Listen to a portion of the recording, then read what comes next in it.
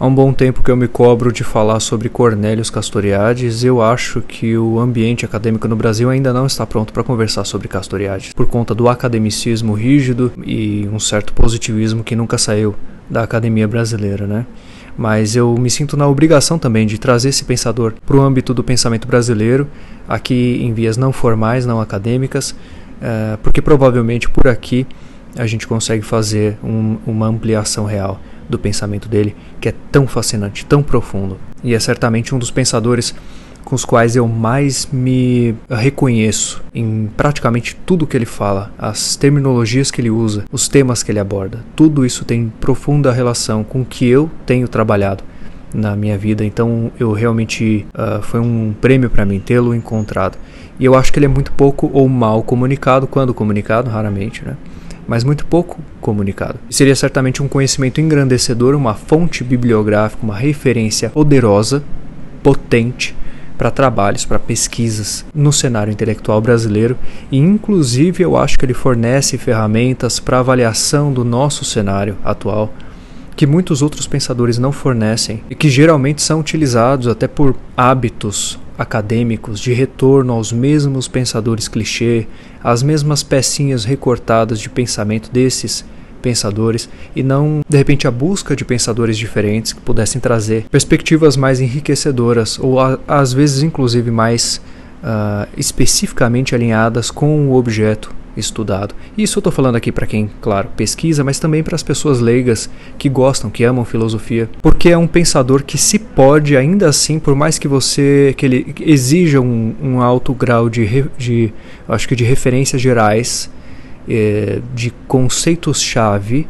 e de fatos históricos, ainda se pode, dessa forma, lê-lo sem que você se sinta um alienígena, devagar, cada um na sua velocidade. Eu já abordei outras vezes, tem gente que quer ler coisas complexas na mesma velocidade que lê coisas simples. Isso não funciona assim. Cada texto tem sua complexidade, cada complexidade tem a sua velocidade de compreensão, de processamento, eu acho que de sedimentação do conhecimento. Então pega leve, encontre a sua velocidade com Cornelius Castoriadis, e vamos ao que viemos. Bom, num panorama geral, Cornelius Castoriadis é um grego-francês, um pensador grego-francês que atravessou o século passado, de 1922, onde ele nasce, até 1997. Então ele viu praticamente todas as grandes transformações até a internet, já popularizada na Europa e nos Estados Unidos. Ele foi muito famoso já em vida, participou inclusive de movimentos políticos, ele foi muito engajado politicamente, inclusive sobre isso vale um colchetes aqui. A sua relação com a política nunca foi muito simples, ele era parte do Partido Comunista ainda na sua juventude, mas ele se desilude dos processos desses partidos e se volta mais para a utopia e de certa forma muito engendrada por reformas. Então ele se torna um reformista mais para a segunda metade da sua vida. Se mantém sempre um progressista, mas ele se desvincula desses movimentos iniciais. E muito da relação dele com Marx representa também essa percepção, essa mudança de percepção, na verdade.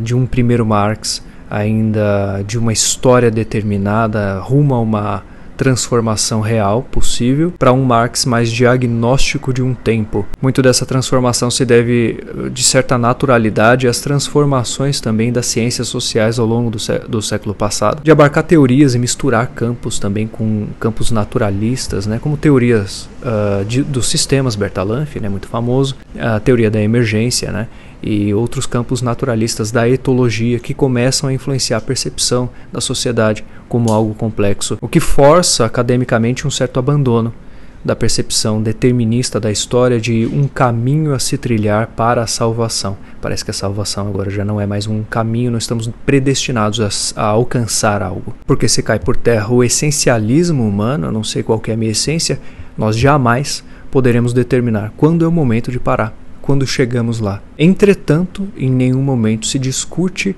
a conquista de democracia, de representatividade. O progresso ético é algo real, possível, tangível e agora visível, né? Bom, mas vamos lá desse contexto. Esse contexto é muito importante porque isso está profundamente relacionado ao seu modo de pensar. Então Castoriadis sai desse universo e ele não encontra na academia métodos, caminhos adequados para explicação de processos complexos. E aí presta atenção nesse ponto. Processos complexos que não sejam galgados unicamente nas questões materiais. Por isso ele se torna o filósofo do imaginário social. Inclusive esse é um termo muito utilizado por Gilbert Durand, num livro curtinho, inclusive, chamado O Imaginário. Eu tenho aqui, eu não vou pegar agora, mas eu tenho ele. Castoriadis traz a questão política para dentro do imaginário, do estudo do imaginário, dos espaços que o imaginário ocupa na vida humana, na vida política social humana. E é isso que eu acho excepcional em Castoriadis, que ele consegue trafegar entre as discussões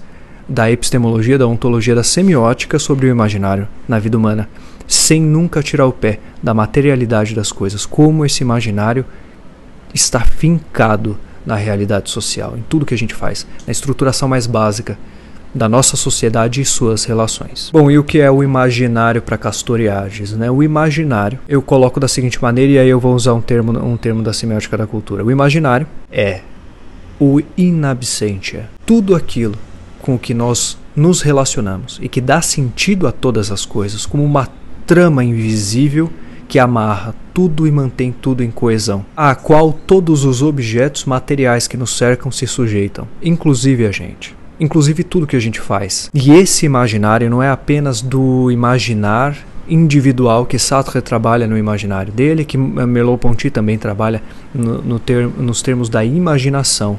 O imaginário é um ato social de imaginar, de construir um modo de imaginar que guia as ações. Para quem conhece Bourdieu também vai encontrar muita semelhança com o hábitos, né? Visto pela prática, o hábitos como um conceito, uma coisa que guia todas as nossas ações. Porque visto a olhos nus, a nossa espécie não faz sentido nenhum. Tudo que a gente faz é absolutamente sem sentido. Para pensar. Faz algum sentido você entrar em um aparelho mecânico de 2 toneladas, com um motor próprio, com propulsão própria, que polui, e que isso te carregue sozinho lá dentro por um percurso por diversas horas para ir até um outro lugar, entrar naquele outro lugar, agir, movimentar peças, criar relações dentro de códigos estabelecidos, e que você entre de novo nessa máquina e que retorne para sua casa?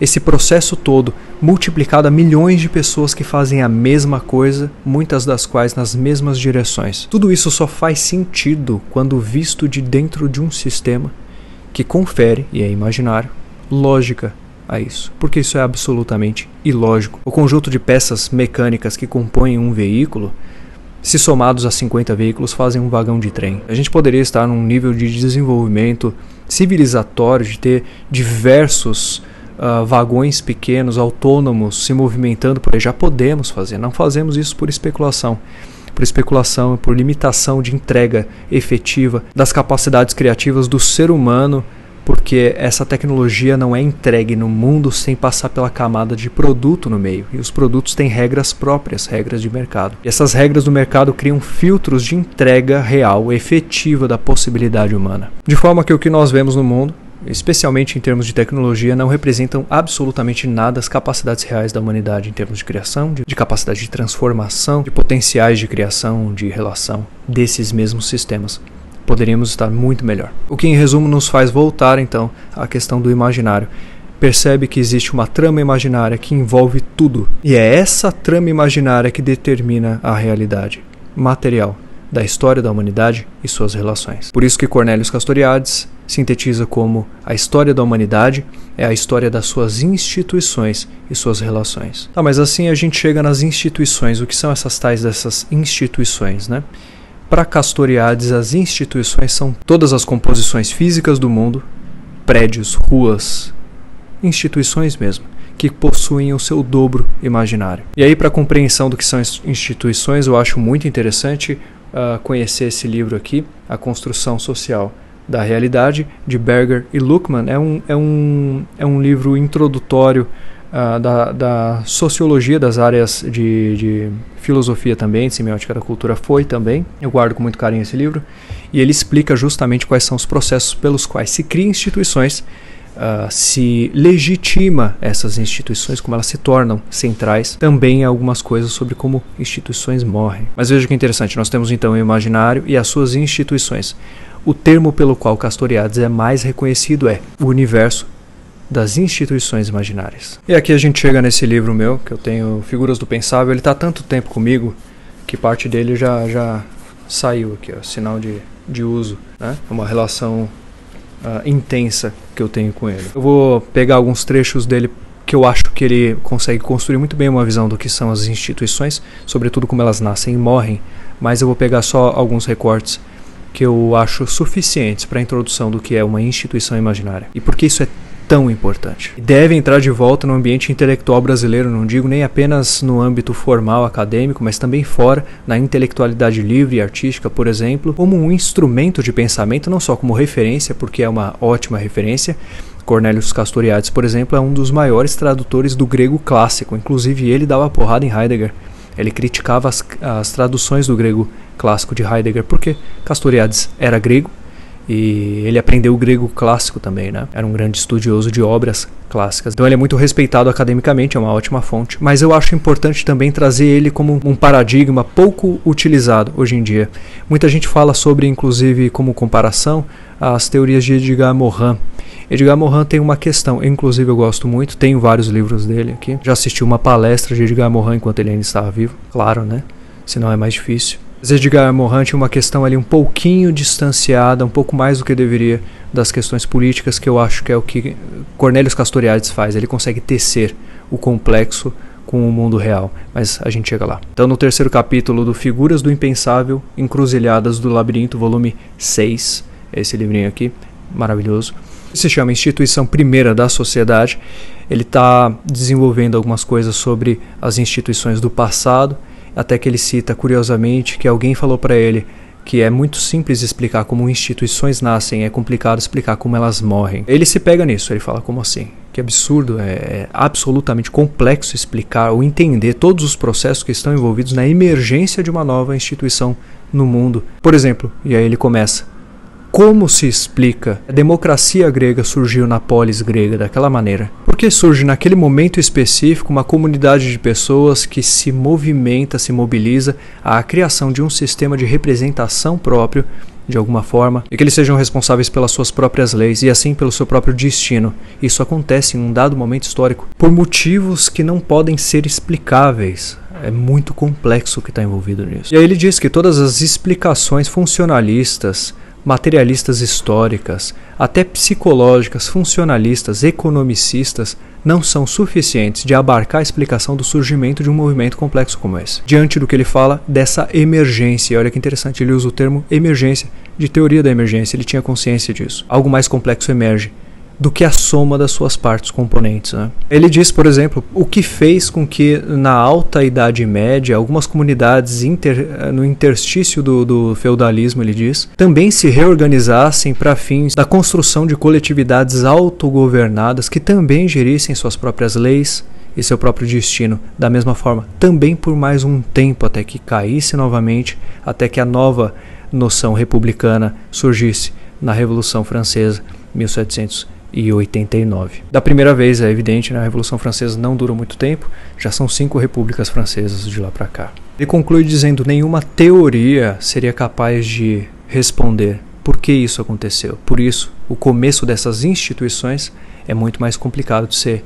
explicado. Frente a essa incapacidade metodológica da gente de fato explicar qual é a origem histórica, as razões do surgimento e do desaparecimento de instituições imaginárias sociais, Castoriadis se volta para o indivíduo e diz que apenas no indivíduo provavelmente estão as raízes da manutenção disso, e para ele tem uma razão bastante clara. Agora a gente embarca num fluxo mais biológico e antropológico. Vai acompanhando, a gente pode abordar isso. Para Cornelius Castoriadis, a humanidade, em um dado momento, se dissocia dos demais animais e cria uma condição imaginária como um erro ou um acidente histórico-evolutivo que faz com que a gente se dissocie da realidade e das sensações e embarque em um universo cujas nossas relações são fundamentalmente baseadas no imaginário. Não mais em sensações táteis, objetivas, reais, mas nós dobramos o nosso mundo inteiro e tudo que a gente constrói. Há um imaginário que surge da gente por acidente. Ele faz, inclusive, a comparação com um câncer imaginativo. Diz ele ser possivelmente um acidente histórico evolutivo que trouxe uma condição para a espécie humana que inclusive nem é autossustentável. E que desse acidente nós começamos a construir baseados em imaginários. E aí todo o universo imaginário que a gente tem, toda a cosmovisão humana em que a gente humaniza as coisas, antropomorfiza as coisas, projeta deuses, futuros, leituras, faz uma exegese do mundo. E a gente sintetiza esse imaginário em uma forma material, em uma forma física do mundo, que fora desse imaginário não faria sentido algum. E ele diz que essa é uma condição ambígua, porque ela acontece por acidente e nos coloca em uma condição de reféns dessa mesma condição.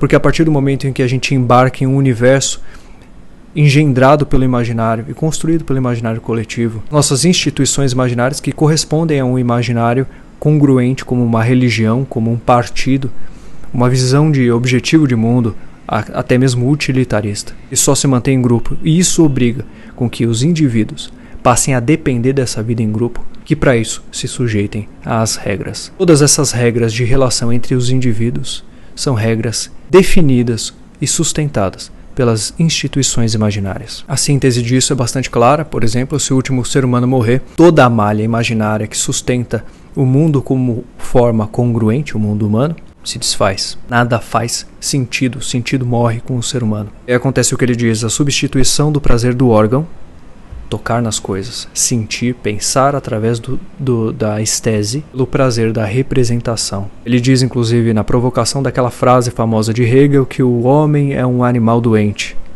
Ele diz que o homem não é um animal doente. Castoriadis diz que o homem é um animal louco. E assim, e talvez por isso, um animal completamente inapto à vida. Sobre a instituição social, uma instituição mais ampla que contém as instituições no seu interior. Ele diz aí, se opondo a Hobbes, por exemplo, que no Leviatã foi criado para nos controlar, para nos dar segurança contra nós mesmos, contra a nossa natureza. Ele diz que não, nós mesmos criamos essas instituições, e olha que interessante, nem para conter a violência, como dizia Hobbes, nem para reprimir nossas pulsões, como dizia Freud. Conclui dizendo, e assim eu fecho o vídeo, que a sociedade está aí para hominizar esse pequeno monstro chorão que vem ao mundo e torná-lo apto para a vida. Espero que você tenha gostado. Foi uma introdução sobre Cornelius Castoriadis. Eu pretendo realmente divulgar esse pensador no Brasil. Vamos ver se a gente consegue fazer mais famoso e mais pregnante nos círculos intelectuais, nos pensamentos, nos trabalhos, mas também nas nossas vidas, como a gente percebe as coisas de maneira mais crítica, através dessa loucura que vivemos como condição biológica das nossas instituições imaginárias. Até a próxima, espero que você tenha gostado. Compartilhe esse vídeo se você curtiu, deixe aí seu comentário também e até a próxima.